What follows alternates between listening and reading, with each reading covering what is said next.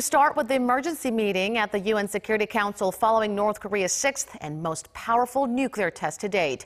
The United States is urging the Council to impose the toughest possible sanctions on Pyongyang.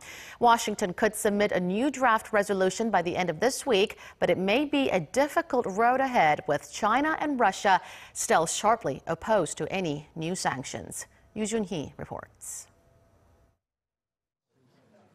Following an emergency session of the UN Security Council on Monday, top American envoy Nikki Haley warned that North Korea is begging for war in one of her toughest remarks yet. She called for new measures to maximize sanction pressures on North Korea, as well as other entities conducting business with the regime. Haley said the U.S. would negotiate with Security Council members to draft and submit a new resolution by the end of this week.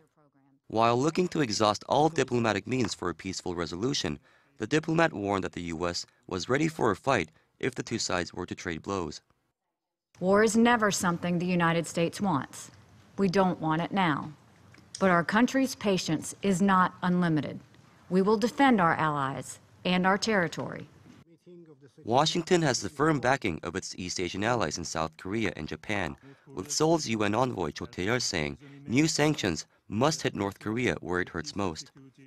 Despite the gravity of the situation, China and Russia remain adamantly opposed to the adoption of any new sanctions. Beijing's ambassador said the situation must be resolved through dialogue, vowing that China will never allow chaos and war on the Korean peninsula. China and Russia are continuing to push for a mutual de-escalation plan where Pyongyang would freeze its weapons programs in exchange for the suspension of U.S. military drills in the region.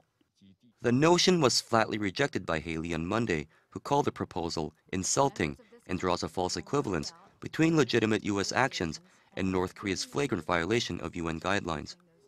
The target of new UN sanctions on Pyongyang could include its textile industry and national airline, as well as a ban on North Korean guest workers.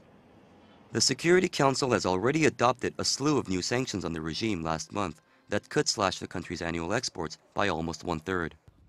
Joonhee, Arirang News.